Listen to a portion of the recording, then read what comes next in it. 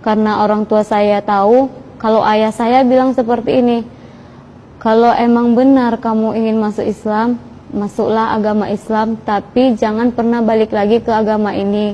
Tapi ibu saya tidak mau, saya masuk Islam, dan adik-adik saya juga tidak mau saya masuk Islam. Pada saat itu adik saya marah sekali, sampai saya dipukul, dijambak, dicekik. Akhirnya ibu saya bilang seperti ini, kalau kamu benar-benar mau masuk Islam, kamu harus buat surat perjanjian bahwasanya kamu sudah mati dalam keluarga ini. Karena saya malu menanggung keluarga yang dianya tidak kuat dengan agamanya, malu sekali dengan masyarakat di sini.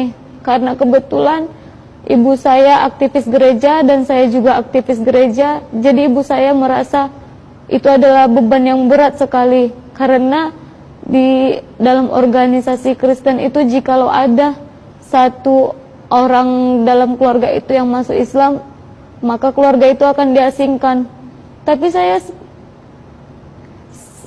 di satu sisi saya kasihan pada ibu saya, tapi di sisi lain saya ingin mencari tahu kebenaran. Saya ingin memeluk Islam karena saya tidak mau kekal dalam neraka. Dan sampai-sampai saya itu dimandikan dengan air rebusan yang haram.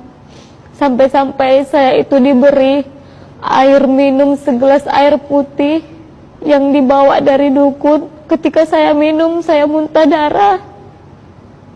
Namun saya tetap kuat pada pendirian saya.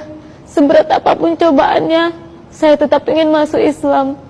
Sampai akhirnya orang tua saya nyuruh saya buat surat perjanjian bahwa saya sudah mati, dan saya tanda tangani materai. Saya siap dan saya buat surat perjanjian itu. Lalu saya disuruh keluar dari rumah, saya diusir, saya pergi, lalu saya telepon. Sekarang saya senang sekali ketika saya bisa mengucap 2 kalimat syahadat. Dan rasanya walaupun begitu berat cobaan ketika saya sudah memeluk agama Islam, semua rasa sedih, semua rasa berat yang saya alamin itu hilang begitu saja. Karena saya merasa ini adalah kemenangan saya. Saya sudah lebih dekat dengan Allah. Setelah 1 minggu masuk Islam, saya bisa fasih doa-doa, sholat.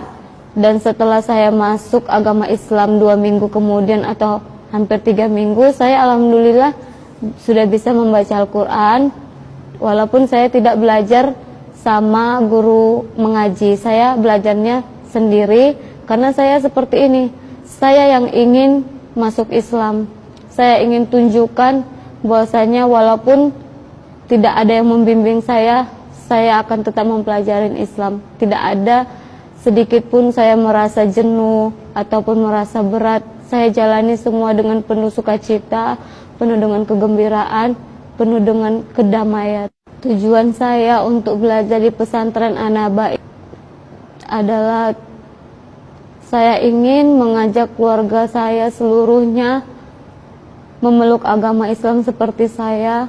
Karena saya merasa memang saya sudah bisa sholat, saya sudah bisa membaca Al-Quran, namun saya tidak bisa menjelaskan kepada keluarga saya bagaimana caranya supaya mereka bisa yakin bahwasanya tidak